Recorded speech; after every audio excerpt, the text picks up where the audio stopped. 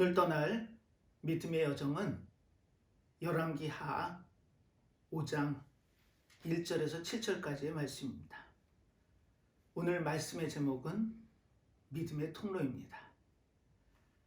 하나님께서는 우리에게 예수 그리스도를 통해 죄와 사망 가운데 있는 우리의 삶을 완전히 바꾸셨습니다. 우리는 그 복음의 소식을 듣고 하나님의 자녀의 백성으로 섰습니다. 하지만 하나님께서는 우리의 삶만 구원받은 백성으로서의 삶으로 마치길 원하지 않으셨습니다. 그래서 우리를 믿음의 통로로 쓰기를 원하시죠. 오늘 이 열왕기하는 이스라엘 백성들이 하나님께로부터 멀어지고 폐역한 모습을 보일 때 그 망해가는 모습을 기록한 책이 열왕기하입니다. 오늘 등장하는 인물은 아람의 군대장관 나아만이었죠. 이 나아만을 통해서 이스라엘 백성들의 영적 상태를 지적하고 계셨던 겁니다. 우리는 과연 하나님의 복음의 통로, 생명의 통로로서의 삶을 살고 있는지, 오늘 이 본문 말씀을 통해서 하나님이 주시는 그 메시지가 무엇인지를 깨닫고 우리가 믿음의 통로로 서는 귀한 역사가 저와 믿음의 성도들에게 있기를 간절히 바라면서 오늘 말씀을 시작하겠습니다. 우리는 지난 시간에 소아시아 교회에 있는 버가모 교회를 통해서 믿음의 갈등이라는 주제의 말씀을 들었습니다. 믿음도 갈등이 있죠. 그 갈등이란 확신의 혼돈을 의미합니다. 내가 믿는 하나님에 대한 확실한 신뢰가 없다면 그 믿음은 어려움에 봉착했을 때 흔들릴 수 있죠. 이 버가모 교회의 성도들은 그 진리의 말씀을 붙잡기 위해 애를 썼습니다. 그리고 그 진리의 말씀을 붙잡는 근거를 예수 그리스도의 이름에 두었죠. 그분의 이름을 붙잡고 그 믿음의 진리를 지키기 위해 애쓰고 힘쓰는 과정이 버가모 교인들의 모습이었습니다. 우리는 그 안디바, 즉 헬라 이름으로 안티파스였죠. 하나님을 믿는 믿음을 흔들리게 하는 그 모든 시도를 단호히 거절한다라는 이름을 가진 안디바. 그 안디바의 순교를 통해 그들은 자신들이 갖고 있던 믿음을 증명하려고 힘쓰고 애썼습니다. 하지만 한편에서는 히브리 말로는 발람의 교훈, 헬라어 말로는 니골라당의 교훈을 통해 이들은 믿음의 도전을 받죠. 그 교훈은 세 가지였습니다. 첫 번째는 우상을 섬기는 거였죠. 우리는 믿음 생활을 하면서 주님보다 우선순위에 두는 것은 전부가 우상이 됩니다. 주님보다 세상의 즐거움, 세상의 탐욕, 세상의 쾌락을 쫓는다면 그 모든 것이 우상을 섬기는 게 되는 겁니다. 그리고 두 번째가 쾌락주의에 빠진 방종을 주장했죠. 영적으로 구원받은 하나님의 백성들은 육은 어떻게 돼도 상관이 없답니다. 그래서 마음껏 쾌락을 즐기며 방종의 삶을 산들 문제될 게 없다는 거죠. 그리고 세 번째가 탐욕에 빠진 물질주의입니다. 물질의 우선순위를 두다 보니까 하나님하고는 점점 멀어지는 삶을 살게 되는 거죠. 이처럼 그들은 이 교훈을 통해 도전을 받습니다. 그리고 버가모 교회는 안타깝게 그 믿음의 도전에 타협을 하게 되죠. 즉 믿음의 갈등이 온 겁니다. 우리는 어려울 때마다 주님을 붙잡고 그분께 모든 것을 맡기는 삶을 살아야 됩니다. 하지만 이 버가모 교회는 진리의 말씀을 지키려고 하는 부류의 사람도 있었지만 안타깝게도 이 믿음에 타협을 하는 그와 같은 우를 범하는 교인들도 있었습니다. 하나님께서 우리에게 지난 시간에 바로 이 믿음의 갈등에서 과연 어떻게 우리의 믿음을 지켜야 되는지를 알려주셨던 겁니다. 오늘은 이 믿음의 배경이 지금으로부터 2800여 년 전으로 거슬러 올라갑니다. 열왕기 하에 5장에 기록되어 있는 오늘 본문을 통해서 하나님께서는 우리에게 믿음의 통로가 되라고 강력하게 말씀하고 계십니다. 오늘 이 말씀을 통해 우리가 믿음의 통로로 쓸 수 있는 하나의 큰 계기가 됐으면 하는 바람으로 오늘 본문을 시작하도록 하겠습니다. 오늘 본문은 이렇게 시작하죠. 아람 왕의 군대 장관 나아만은 그 주인 앞에서 크고 존귀한 자니 이는 여호와께서 전에 저로 아람을 구원하게 하셨음이라. 저는 큰 용사나 문둥병자더라. 이렇게 본문은 시작합니다. 제가 좋아하는 시의 한 구절인데요. 그 구절은 이렇게 흘러갑니다. 남을 위하여 자신의 목마름을 숨길 줄도 아는 하얀 겸손이요. 이혜인 시인이 쓴 안개꽃이라는 시의 일부분입니다. 안개꽃은 그 자체적으로 아름다움을 표현하기도 하지만 장미나 카네이션처럼 예쁜 꽃을 받쳐주는 배경의 역할도 합니다. 그 의미는 자신의 아름다움을 감추고 다른 꽃의 아름다움을 부각시키기 위해서 이 안개꽃은 배경의 역할을 기꺼이 감수하죠. 지금 이 본문의 내용은 아람의 군대 장관 나아만으로 시작합니다. 아람이 어떤 국가인가요? 이스라엘이 두 동강이 나고 북이스라엘과 남유다로 갈리게 되죠. 이 북이스라엘과 접경하고 있는 국가가 아람입니다. 아람은 물론 지금의 시리아 땅이죠. 사도 바울이 다메섹을 가다가 부활하신 예수님을 만나고 회심했던 장소가 바로 이 아람의 수도 역할을 하는 다메섹입니다. 이 아람이라는 국가는 이 메소포타미아 북쪽에는 아수르의 강대한 힘에 맞서서 나라를 지키기 위해 애쓰죠. 지금 성경에 기록되어 있는 하나님의 은혜로 이 나아만 장군은 아수르하고의 전쟁에서 그 아람을 지켜냅니다. 그래서 아람 국가에서는 1인지하 만인지상에 위치해 있던 인물이 나아만이었습니다. 성경에서는 큰 용사라고 기록하고 있죠. 또한 백성들로부터는 존귀한 자라는 칭찬을 듣는 인물이었습니다. 그런데 인간지사 세옹지마라고 이 나아만이 그 무소불위의 권력과 위치에 있던 나아만이 문둥병에 걸립니다. 그 당시에 문둥병은 불치의 병이었습니다. 살아날 수 없는 병이었죠. 즉 죽어가고 있었던 겁니다. 그런데 하나님의 은혜인지 이 나아만에게 한 소식이 들립니다. 이스라엘에 가면 하나님의 사람이 있고 그 사람을 통해 고침받을 수 있다라는 확신의 이야기를 듣죠. 그래서 그 길로 왕에게 달려갑니다. 그 당시의 왕은 베나닷 2세였죠. 이 자초지정을 들은 왕은 북이스라엘 왕에게 보내는 친서를 써서 당장 떠나라고 체근을 합니다. 나아만은 그 편지에 자신이 갖고 있는 큰 재물을 가지고 북이스라엘로 향하죠. 그 북이스라엘의 수도인 사마리아에 도착해서 북이스라엘의 왕인 아합의 아들, 즉 9대 왕인 요아람에게 자신의 왕의 친서를 전합니다.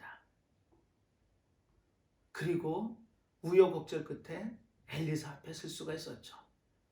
엘리사는 그 나아만에게 나와서 맞지도 않습니다. 사환을 통해서 요단강에 들어가 7번 몸을 담그라고 이야기를 합니다. 그리고 나아만은 그 엘리사가 이야기한 대로 요단강에 몸을 7번 담아 그 나병이 고쳐지는 역사를 겪게 됩니다. 이 내용이 지금 오늘 본 열왕기 하 5장의 주된 내용입니다. 이렇게 끝났으면 아람의 군대 장관인 나아만이 성경에 기록될 일은 아마 없었을 겁니다. 그렇다면 하나님은 이 사건을 통해 우리에게 어떤 메시지를 주고 싶으셨을까요? 그 분명한 메시지는 하나님의 은혜로 적국의 군대 장관이지만 그 나병을 고쳐주었다. 이런 의미보다도 더 깊은 의미가 있습니다. 2019년에 우리나라의 한 영화가 세계적으로 센세이션을 일으켰죠. 제목은 기생충이라는 영화였습니다. 세계 3대 영화제인 칸 영화제에서 황금 종려상을 받죠. 그런데 저의 시선을 끄는 한 배우가 있었습니다. 그 배우의 이름은 이은정이란 배우죠. 사실 무명 배우였습니다. 연극 무대를 전전하고 단역을 마다하지 않았던 그 여배우가 바로 세계적인 센세이션을 일으켰던 기생충의 신 스틸러의 역할을 합니다. 영화를 좋아하신 분들은 아마 신 스틸러라는 단어를 아마 아실 겁니다. 장면을 훔친 자, 즉 그 영화의 큰 역할은 아니었을지 모르지만 주연 배우는 아니었을지 모르지만 그 역할을 충실히 해내서 영화에 놀라운 반전을 이끌어냅니다. 그 역할이 신 스틸러의 역할이었죠. 그 배우가 한 인터뷰라는 내용을 읽어봤더니 이렇게 표현을 하더라고요. 잘난 것은 타고나는 것이지만 잘 사는 것은 너하기 나름이라고. 사실 그 대목을 인터뷰 기사를 읽고 제가 깜짝 놀랐습니다. 우리는 잘나지 못함에 대해서 많은 핸디캡을 갖고 있죠.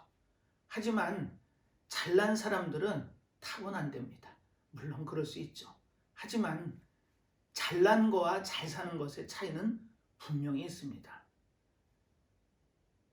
그 잘 사는 비결은 너하기 나름이랍니다. 전 그 얘기를 듣고 떠오르는 생각이 있더라고요. 우리는 하나님 앞에서 믿음의 삶을 산다 하지만 잘나지 못한 거에 대한 어쩌면 그와 같은 불만 아닌 불만도 갖고 있을지 모릅니다.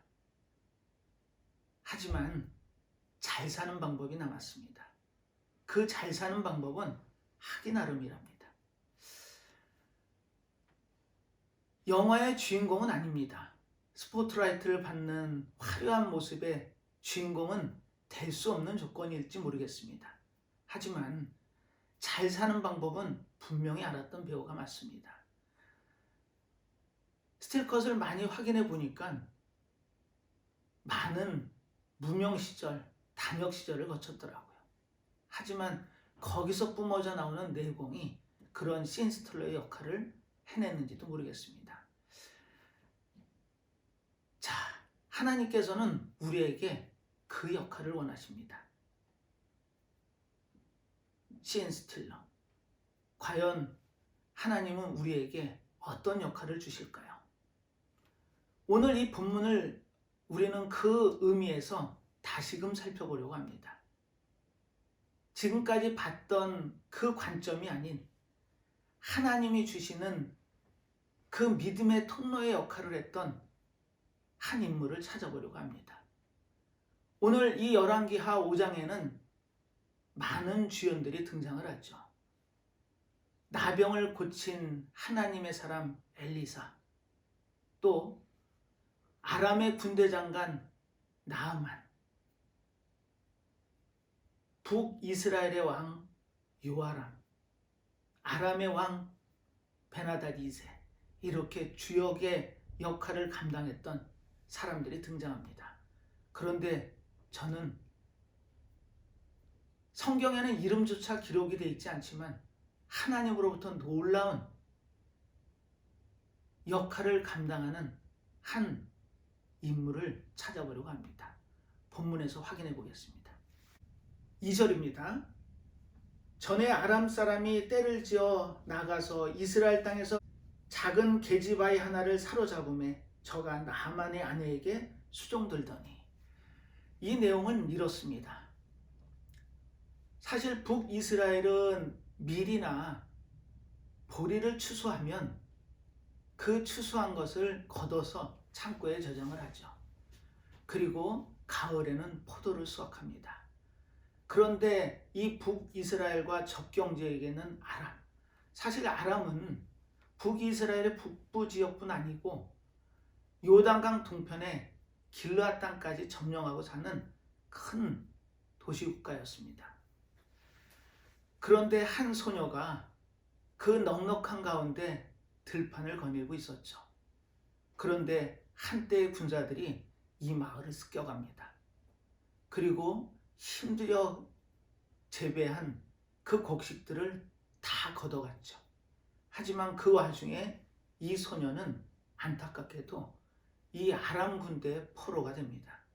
그리고 자신의 의사와는 정반대로 고향을 등지고 아람국으로 끌려가죠.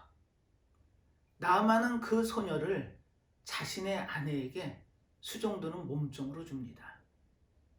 그렇게 이 소녀는 자신의 의지와는 상관없는 삶을 살게 되죠. 성경학자들은 이 소녀의 나이를 13세 정도로 추측합니다. 그러면 그 10대 초반의 어린 소녀가 부모를 떠나 그 타국에 끌려와 몸종의 생활을 하고 있었던 겁니다.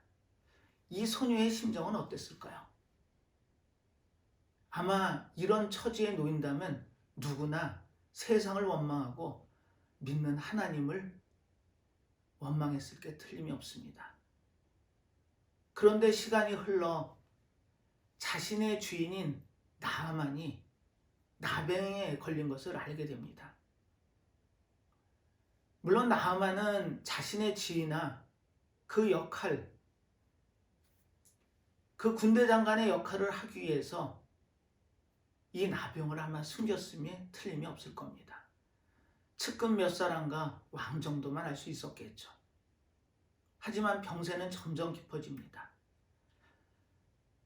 나병이 지금도 힘든 병인데 그 당시에는 불치의 병이었습니다. 속절없이 죽어가는 수밖에는 다른 방법이 없었죠. 아마 나아만은 많은 방법을 썼을 겁니다. 하지만 차도가 없었겠죠. 점점 그 증거물이 늘어납니다. 아마 소녀는 그 나아만이 벗어놓은 옷에 묻은 많은 흔적들을 통해서 알게 됐을지도 모릅니다. 그런데 이 소녀에게서 놀라운 이야기가 그 아내에게 전해집니다. 이스라엘의 하나님의 사람 선지자 앞에 가면 내 주인이 나을 것이라는 하나님의 약속의 말씀을 전하는 믿음의 통로로 쓰죠. 이게 믿음입니다.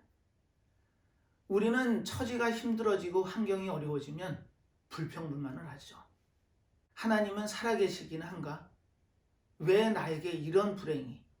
그렇게 신세한탄만 하고 있을 수도 있습니다. 하지만 이 10대 초반의 한 소녀는 이렇게 단언합니다. 하나님의 사람에게 가면 나을 수 있을 거라고. 대단한 믿음입니다. 그 믿음이 어떤 역사를 하는지 우리는 본문을 통해 봤습니다. 나아만 장군은 아내를 통해서 그 소식을 듣고 왕에게 달려가죠. 그 왕은 나아만이란 존재가 아람을 지탱하는 힘의 원천임을 압니다. 아술의 그 막강한 대국의 공격을 막아냈습니다. 그리고 북이스라엘을 침략해서 그 많은 노략물들을 가져온 이가 바로 나아만이었던 거죠. 자, 이 소식을 들은 왕은 주저하지 않고 북이스라엘의 왕인 요아람에게 편지를 씁니다. 그 편지의 내용은 이렇습니다. 이 편지를 갖고 가는 나병 걸린 나만 장군을 살려내라고, 나병을 고쳐내라고 이렇게 편지를 씁니다. 그리고 나아만은 자신이 갖고 있는 그 많은 물질, 은 10달란트에 금 6,000개에 의복 10벌을 가지고 갑니다. 사실 이 은 1달란트는 어마어마한 돈입니다. 로마 시대에는 하루의 품삯을 데나리온이라고 표현하죠. 한 데나리온이 성인의 하루 일당이었습니다. 헬라 시대에는 드라크마라고 하죠. 이 6,000 드라크마, 즉 6,000명의 하루 일당이 은 달란트의 양이었습니다. 아마 오늘의 시세로 환산한다면 몇 억이 되는 큰 돈이었죠. 그 많은 돈과 의복을 가지고 북이스라엘로 향합니다. 마음에는 그 한 소녀가 전해준 하나님의 사람을 만나 나병을 고치기 위한 마음이 간절했겠죠. 그런데 그 친서를 읽어본 북이스라엘 요아람의 반응이 어이가 없습니다. 도대체 내가 하나님이냐고, 내가 어떻게 나병에 걸린 사람을 살릴 수 있겠냐고, 그리고 자신의 옷을 찢죠. 이 의미는 영적 무지 상태입니다.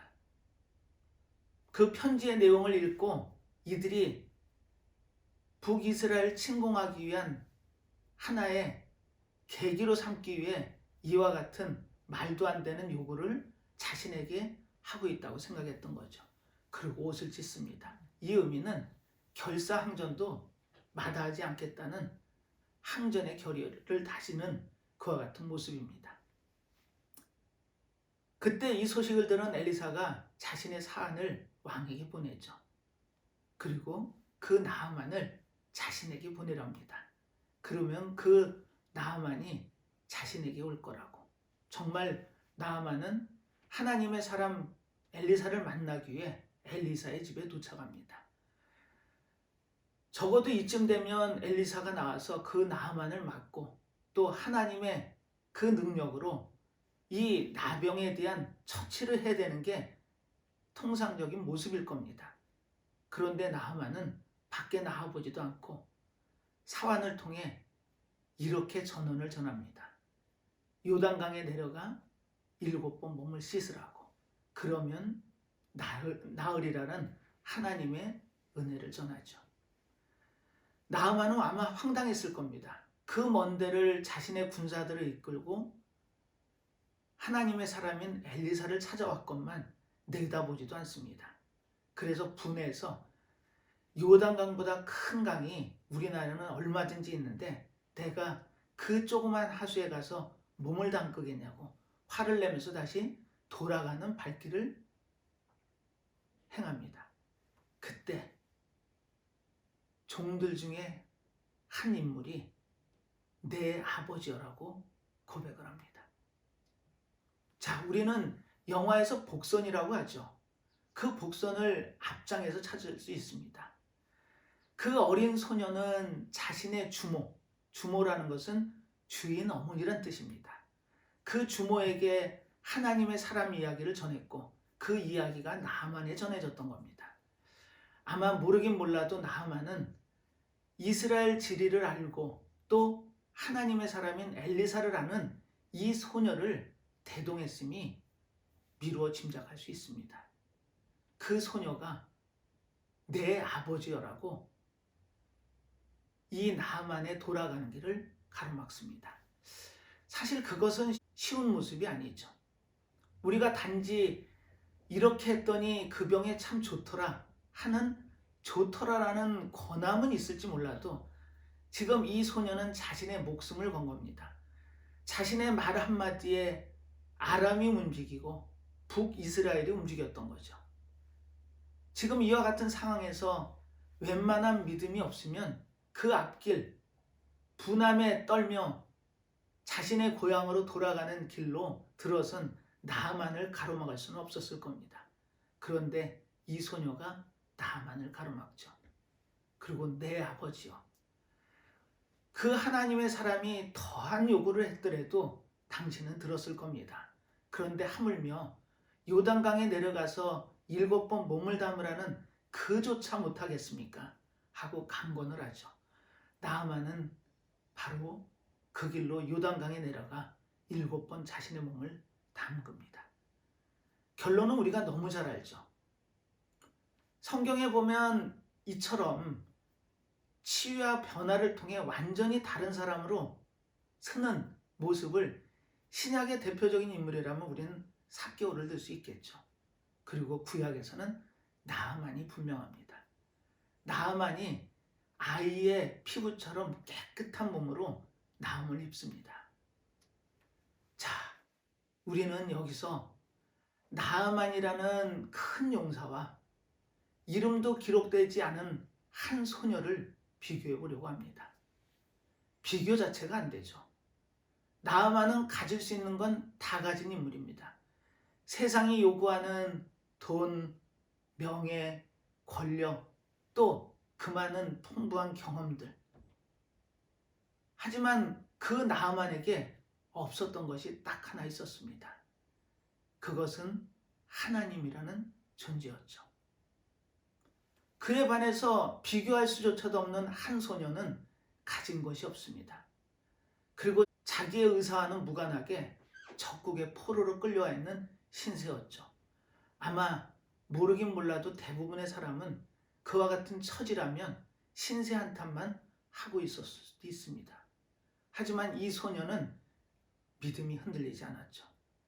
하나님을 절대적으로 신뢰했습니다. 그리고 그 하나님의 능력이 있는 선지자를 이 나아만 자신의 주인에게 이야기했던 거죠. 이 소녀가 갖고 있었던 힘의 원천이 무엇일까요? 나아만하고는 비교도 안 되는 힘의 원천. 그것은 하나님을 믿는 믿음이었습니다. 하나님께서는 이 어린 소녀를 통해 믿음의 통로로 삼으셨던 거죠. 영화에서 신 스틸러를 통해 영화의 이야기의 반전을 이루듯이 지금 이 나아만, 세상에서는 남부러울 게 없는 사람입니다. 하지만 나병에 걸리죠. 나병은 불치병입니다. 죽을 수밖에 없는 그 길로 들어가는 의미가 나병의 의미였습니다. 우리는 여기서 이 소녀의 모습을 통해 한 가지 귀한 은혜를 입습니다. 혹자가 이런 얘기를 하죠. 사망과 구원은 믿음 한 장 차이라고. 이 소녀의 믿음이 나아만을 살립니다. 하나님께서는 이 소녀를 통해 나아만을 살려서 이스라엘 백성들에게, 그 하나님께로 멀어져가는 패역한 이스라엘 백성들에게 교훈을 주고 계십니다. 너희는 과연 어느 자리에 있는지. 나아만의 고백을 들어볼까요? 나아만은 자신의 몸이 나음을 깨닫고 그 길로 다시 발걸음을 엘리사가 있는 집으로 돌립니다. 그리고 엘리사 앞에 섰을 때 이렇게 고백을 하죠. 이 땅에 이스라엘의 하나님과 같은 신은 다시는 없을 거라는 고백을 합니다. 적국의 군대 장관인 나아만의 고백입니다. 그리고 예물을 드리려고 하죠. 하지만 엘리사는 단호히 거절합니다. 그때 나아만은 이 땅의 흙을 두 노새에 담아갈 수 있게 해달라고 부탁을 합니다. 그리고 그 흙을 가져다가 놓고 앞으로 모든 제사는 하나님께만 드리겠다는 서원을 하죠. 이게 믿음의 통로를 통해서 일어난 역사적인 결과고 사실입니다. 2800년 전에 일어난 그 사건을 우리는 되돌아봤습니다. 나아만이라는 이 아람의 군대 장관의 모습을 통해 한 소녀를 우리는 조명하게 됐죠. 그 소녀는 믿음의 통로가 분명합니다. 그 믿음의 통로로 무엇이 전달이 됐던가요? 생명이 전달이 됐습니다. 하나님께서는 하나님의 사람을 통해 이 생명이 전달이 되고 또 그 소망과 기쁨이 전달되기를 원하시고 계십니다. 우리는 지금 힘들고 어려운 시기를 살고 있습니다. 작가며 목회자인 유진 피터슨이 이런 얘기를 했습니다. 우리의 인생에 있어서 그 인생이 어떤 결과를 얻느냐는 우리가 하나님을 경배하는지 아니면 하나님과 경쟁하는지에 결정이 된다고. 우리는 지금 어디에 서 계시나요? 하나님을 경배하는 그 자리에 서 계시나요? 아니면 나를 내세우면서 나의 능력, 나의 힘, 나의 욕심으로 하나님과 경쟁하고 계신가요? 그 결과는 불을 보듯 뻔합니다. 하나님이 유일한 답임을 고백하시기 바랍니다. 우리 앞에 놓인 문제들을 해결하실 수 있는 분은 한 분 하나님을 우리는 고백해야 됩니다. 그것을 알려주기 위해 이 땅에 오신 분이 계시죠. 그분은 우리를 위해 기꺼이 당신의 목숨을 내어주십니다. 그분의 삶은 말구유에서 시작이 돼서 십자가에서 끝내시죠. 말구유가 뭔가요? 짐승들의 먹이통입니다. 그 짐승들의 먹이통으로 이 땅에 오셔서 십자가는 또 뭔가요? 그 당시에 가장 흉악한 자들이 매달리는 곳이 십자가였습니다. 반란을 꾀했던 수괴들이나 아니면 가장 흉악한 범죄자들이 매달리는 처형법이 십자가였습니다. 그렇다면 하나님이신 그분이 왜 그 길을 가셨을까요? 그 이유는 유다서 1장 10절에서 기록합니다. 이 사람들은 무엇이든지 그 알지 못하는 것을 해방하는도다.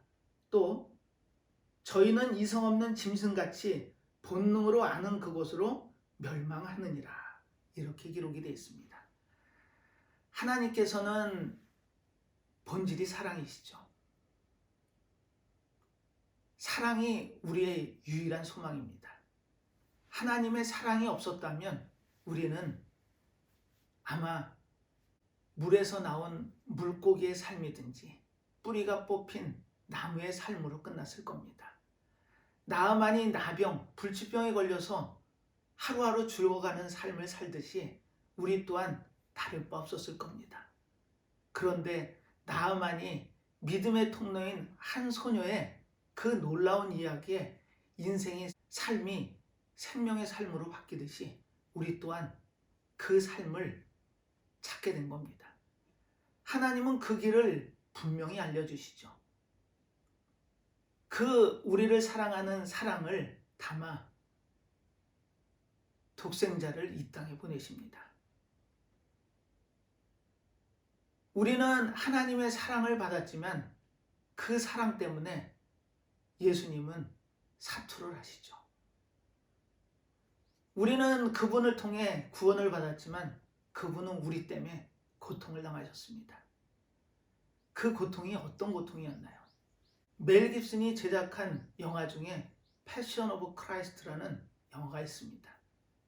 예수님이 마지막 12시간을 보내실 때 그 당하는 고난을 사실적으로 그린 영화였죠. 언어는 아람어와 라틴어로만 썼습니다. 그 영화에 보면 예수님의 마지막을 너무 생생하게 그리고 있죠. 우리는 그 예수님의 고통으로 구원을 받은 하나님의 백성입니다. 하나님께서는 유일한 답이 예수님께 있다는 걸 우리에게 분명히 각인시키시죠. 그분이 당한 그 고난과 고통, 그 힘듦, 우리는 피부로 느낄 수 있어야 합니다. 그분이 본디오 빌라드 법정에서 사형을 언도받고 로마 군병에 내어지죠. 그때 그들은 채찍으로 예수님의 몸에 흠집을 냅니다. 그 채찍이 어떤 채찍이었던가요? 곤봉에 9개의 가죽줄이 매달리고 중간과 끝에 쇠구슬과 양의 뼈 조각을 집어넣어서 살을 파고 에이게 하는 그와 같은 흉기의 채찍이었습니다. 그 채찍에 몸을 내어주시죠. 그리고 십자가에서 당신을 버리십니다.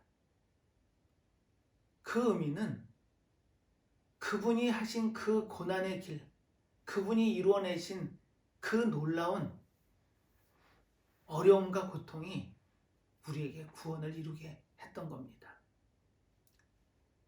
사랑하는 믿음의 성도 여러분, 하나님은 오늘 이 열왕기 5장의 말씀을 통해 우리에게 한 가지 메시지를 분명히 주십니다. 믿음의 통로가 되라고. 한 선교사의 고백입니다. Every heart without Christ is a mission field, and every heart with Christ is a missionary.